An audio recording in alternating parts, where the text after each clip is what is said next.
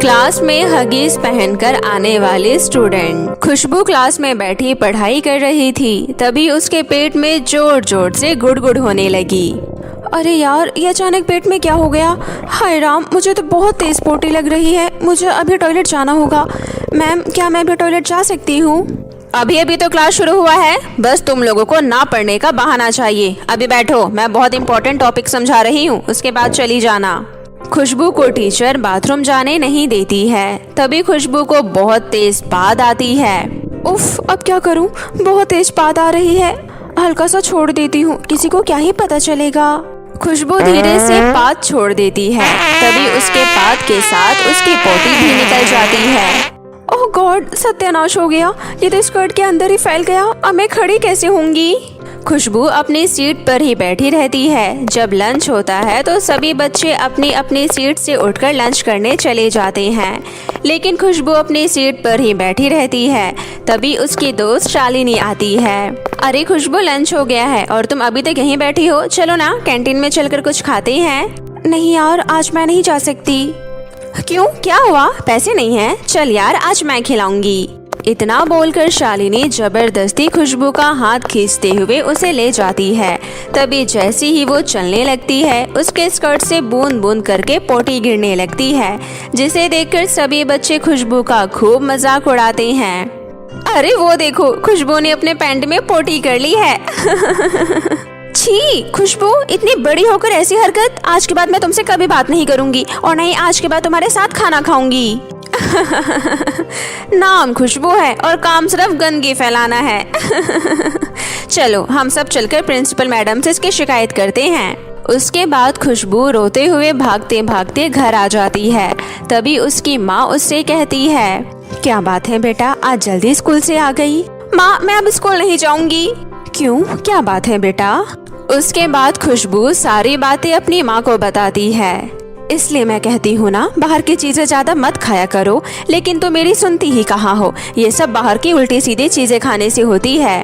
ठीक है माँ, मैं अब से बाहर का नहीं खाऊंगी, लेकिन अब मैं उस स्कूल में दोबारा नहीं जाऊंगी। वहाँ सभी बच्चे मेरा मजाक उड़ाएंगे। मेरा नए स्कूल में दाखिला करवा दो। खुशबू जिद पकड़कर बैठ जाती है, जिसके बाद नए स्कूल में उसका दाखिला करवा दिया जाता है। उसके बाद स्कूल जाते समय उसकी माँ कहती है, आज लंच में खिचड़ी और दही दे देती हूँ। लंच में इसे ही खाना, इसे खाने से पेट ठंडा रहेगा। इस बार अगर कोई गड़बड़ हुई ना तो अब नए स्कूल में नहीं भेजूंगी। ठीक है माँ, अब मैं चलती हूँ। नए स्कूल में खुशबू का आज पहला दिन था। इस स्कूल में सिर्फ अमीर लोगों के बच्चे ही पढ़ते थे। क्लास में घुसते ही एक लड़का खुशबू से कहता है, हाय, माय नेम इज विशाल। तुम इससे पहले कौन से स्कूल में पढ़ती थी और वहाँ से यहाँ क्यों आ गई? अब मैं इसे क्या बताऊं? सच बताऊंगी तो यहाँ भी मेरी फजीहत हो जाएगी। ओह, उस स्कूल में ठीक से पढ़ाई नहीं होती थी, इसलिए यहाँ आ गई। मैंने सुना है इस स्कूल में बहुत अच्छी पढ़ाई होती है। हाँ, ये तो तुमने एकदम सही सुना है। बाकी तुम्हें कुछ भी पूछना हो तो मुझसे पूछ लेना। मैं इस क्लास का सबसे पढ़ाकू लड़का हूँ। Sure, thank you. उसके बाद दोनों अच्छे दोस्त बन गए। एक दिन स्कूल खत्म होने के बाद विशाल और खुशबू दोनों साथ में घर जा रहे थे। तभी दूसरे स्कूल के बच्चे उसे देख लेते हैं। अरे वो देख, पैंट में पोटी करने वाली जा रही है। खुशबू, वो लड़के तुम्हें देखकर हंस हंस कर क्या बोल रहे हैं?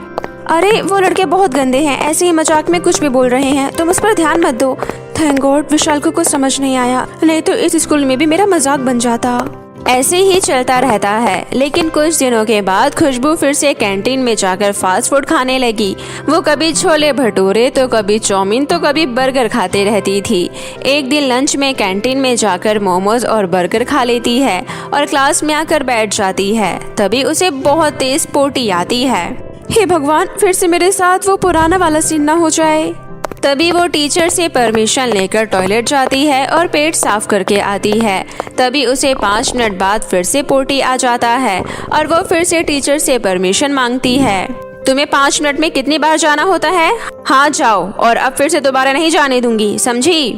खुशबू भागते हुए टॉयलेट में जाती है और कहती है, मेरा तो पेट खराब हो गया और टीचर अब मुझे दोबारा आने नहीं देगी। एक काम करती हूँ, हाँ यही सही रहेगा। उसके बाद वे स्कूल के बाहर एक केमिस्ट से डायपर खरीद कर ले आती है और उसे पहन लेती है। हाँ ये सही है, अब तो मैं क्लास में बैठे बैठे भी पोटी कर सकती हूँ। उसके बाद खुशबू क्लास में चली जाती है और 5 मिनट बाद उसे फिर से पोटी आती है। ये तो होना ही था, तभी तो दिमाग लगाकर डायपर पहन लिया मैंने। उसके बाद खुशबू क्लास में बैठे बैठे ही डायपर में पोटी कर देती है। डायपर की वजह से उसका पोटी बाहर नहीं आता है। ये देखकर खुशबू बहुत खुश होती है, लेकिन पेट खराब होने की वजह से उसके डायपर से बहुत ही गंदी बदबू आ रही थी। अब खुशबू उस बदबू को कैसे छुपाती? छी, ये अचानक से इतनी गंदी बदबू कहाँ से आ रही है? कौन है जो फ्रेश होकर नहीं आया? हाँ मैम, बहुत ही सड़ी हुई बदबू आ रही है, लगता है कहीं कोई चूहा मर गया हो। वहीं खुशबू मन ही मन सोचती है, क्या सच में इतनी गंदी बदबू है क्या मेरी? पर मुझे तो नहीं लगता, शायद खुद की बदबू खुद को नहीं लगती है। चाहे जो भी हो जाए, मैं किसी को कुछ भी पता चलने नहीं दूंगी। उस दिन सच में ही किसी को कुछ भी पता नहीं चलता है। अगले दिन खुशबू फिर से डायपर पहनकर स्कूल आई और क्लास शुरू होते ही पैंट में पोटी करने लगी और फिर से पूरा क्लास बदबू से भर गया। ऐसे ही कुछ दिन चलता रहा। फिर एक दिन परेशान होकर मैम भी बोल पड़ी, इस क्लास से लंच के बाद इतनी गंदी बदबू क्यों आती है? मेरा तो पूरा मन ही खराब हो गया। इतना बोलकर टीचर बाथरूम में गई और वहां जाकर उल्टी करने लगी। एक तो इतनी गर्मी, ऊपर से ये बदबू, जिसकी वजह से क्लास के और भी बच्चे उल्टियां करने लगे और ये सब देखकर खुशबू हंसने लगती है। चाहे जो भी हो जाए, ये मुझे पकड़ नहीं पाएंगे। लेकिन कहते हैं ना, झूठ ज्यादा दिनों तक छुपी नहीं रहती। सच्चाई तो सामने आनी ही थी। खुशबू हर रोज स्कूल घुसने से पहले डायपर खरीदती थी। एक दिन खुशबू को डायपर खरीदते हुए उसकी क्लासमेट जूली देख लेती है। अरे ये खुशबू डायपर क्यों खरीद रही है? मुझे उस पर नजर रखनी होगी। जूली खुशबू पर नजर रखने लगी। लंच में उल्टा सीधा खाना खाने के बाद खुशबू अपने बैग से डायपर लेकर बाथरूम की तरफ जाने लगी और कुछ देर बाद उसे पहनकर बाहर आ गई। जूली ने सब कुछ देख लिया। अच्छा, तो इसका मतलब हमारे क्लास में बदबू की दुकान लगाने वाली ये खुशबू ही है। उस दिन खुशबू का पेट फिर से खराब था और वो क्लास में बैठे बैठे ही बार बार पोटी कर रही थी, जिसकी बदबू इतनी ज्यादा गंदी थी कि क्लास टीचर भी उस बदबू से परेशान होकर बेहोश हो गई। अरे कौन है जो क्लास में इतनी गंदी हरकत करता है? सामने आओ। मुझे पता है क्लास में बदबू कौन फैलाता है। ये खुशबू है। यही हर रोज डायपर पहनती है और क्लास में ही पोटी करती है, जिस वजह से इतनी गंदी बदबू आती है। ये सुनते ही खुशबू चौंक जाती है। हे भगवान, इसे मेरे बारे में कैसे पता चल गया? अब तो इस स्कूल में भी मेरा भांडा फूट गया। टीचर को हॉस्पिटल ले जाया जाता है और इधर स्कूल के सारे बच्चे खुशबू को बहुत ही ज्यादा बेइज्जत करते हैं, उसे बुरा भला सुनाते हैं। बात प्रिंसिपल मैडम तक पहुंच जाती है और फिर प्रिंसिपल मैडम खुशबू की मां को अपने स्कूल में बुलाती है और उसे खूब सुनाती है। ये आपने कैसे गंदे संस्कार दिए हैं अपने बच्चों को? ऐसी गंदी हरकत, इसकी वजह से पूरे क्लास के बच्चे बीमार पड़ गए हैं। एक तो गंदगी फैलाती है और ऊपर से झूठ भी बोलती है। सॉरी, लेकिन आपके बच्चे अब हमारे स्कूल में पढ़ने के लायक नहीं है। हम एक बच्चे की वजह से अपना पूरे स्कूल का माहौल खराब नहीं कर सकते। आप अपने बच्चे को ले जाइए यहाँ से। उसके बाद खुशबू अपनी माँ के साथ घर आ जाती है। मुझे माफ कर दो माँ, मेरी वजह से आपको कितना कुछ सुनने को मिला। माँ, मैं बहुत गंदी बेटी हूँ। आपके मना करने के बाद भी मैं बाहर की चीजें खाना बंद नहीं की। प्लीज माँ, मुझे माफ कर दो। मैं कसम खाती हूँ आज के बाद बाहर का कभी कुछ नहीं खाऊंगी।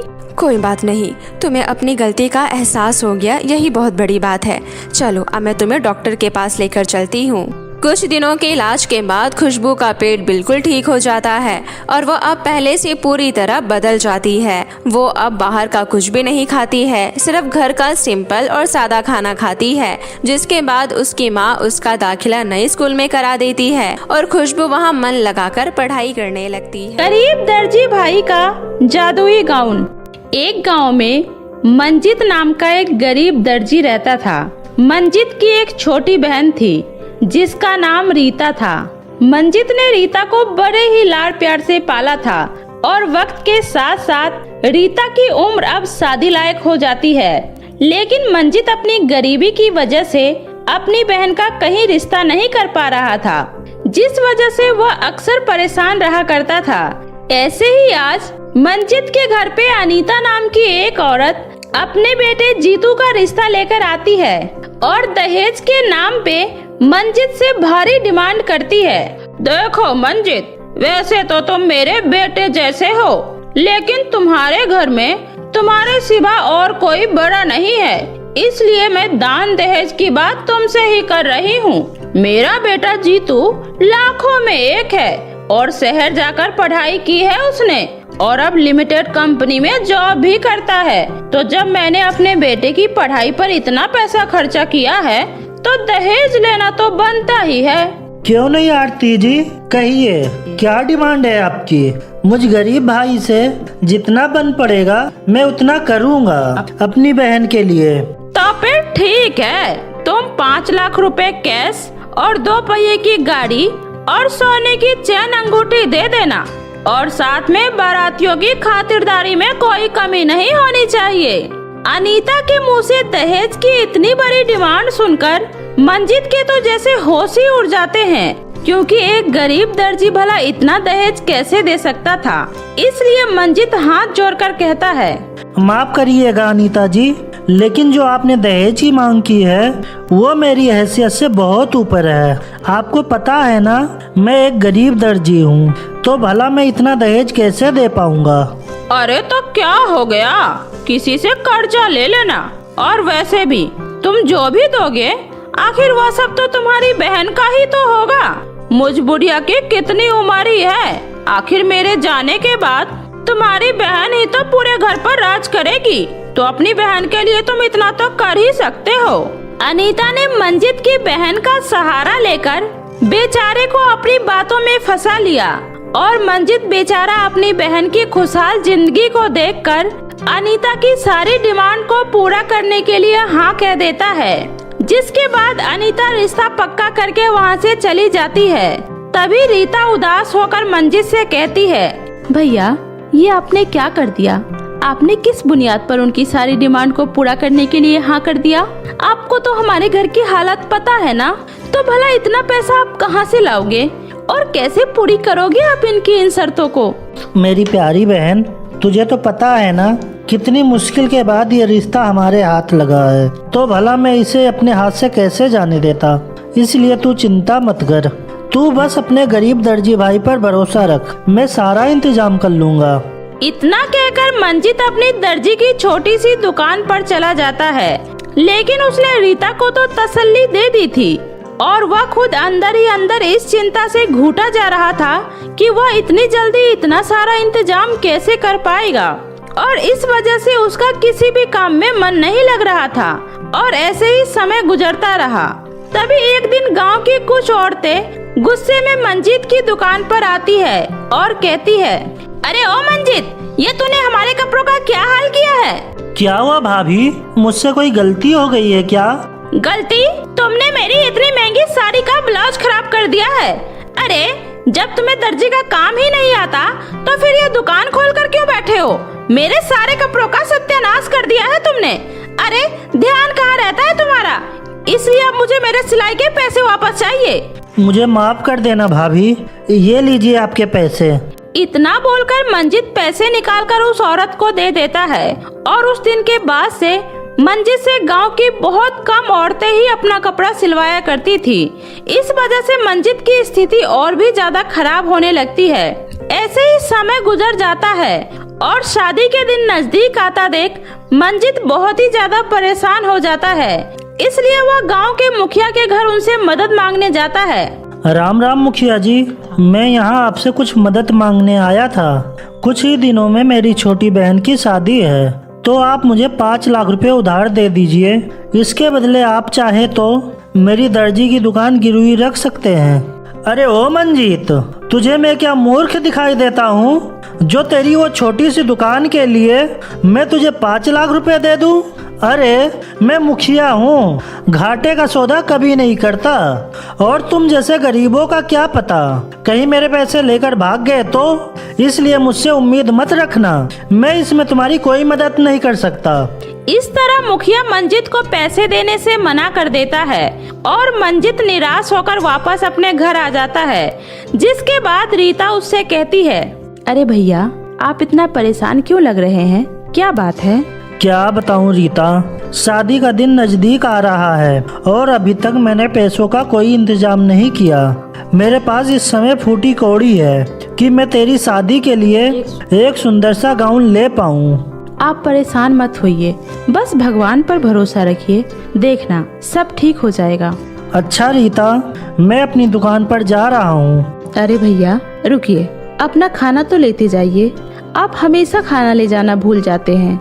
मंजित हाथ में खाना लेकर अपनी दुकान पर जाता है और दुकान खोलते ही उसकी दुकान के सामने एक गरीब बूढ़ी औरत जिसके हाथ में एक थैला होता है, वह मंजित के दुकान के पास आकर कहती है, अरे बेटा, मुझ गरीब बुढ़िया को कुछ खाने के लिए दे दो, मुझे बहुत तेज भूख लगी है। अरे अम्मा, आप परेशान मत होइए, ये लीजिए मेरा खाना, आप खा लीजिए। लेकिन बेटा, फिर तुम क्या खाओगे? कोई बात नहीं अम्मा, इस समय आपको इस खाने की बहुत जरूरत है। मेरा क्या, मैं तो पानी पीकर भी अपना पेट भर लूंगा। इतना सुनकर वह बूढ़ी औरत बहुत खुश हो जाती है और खुश होकर खाना खा लेती है, जिसके बाद वह मंजित से कहती है, अरे बेटा, तुम्हारा बहुत बहुत शुक्रिया, आज तुमने इस बुढ़िया का पेट भरा है, देखना भगवान तुम्हारी हर मनोकामना को पूरी करेंगे।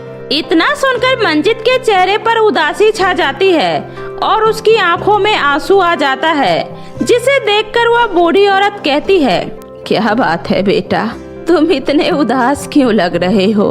इतना सुनकर मंजित उस बूढ़ी औरत को अपनी बहन की शादी की सारी परेशानियों के बारे में बताता है, जिसके बाद वह बूढ़ी औरत कहती है, बेटा तुम चिंता मत करो, तुम्हारे जैसे भोले भाले इंसान के साथ कभी कुछ बुरा नहीं हो सकता, इसलिए मेरे पास तुम्हें देने के लिए कुछ है।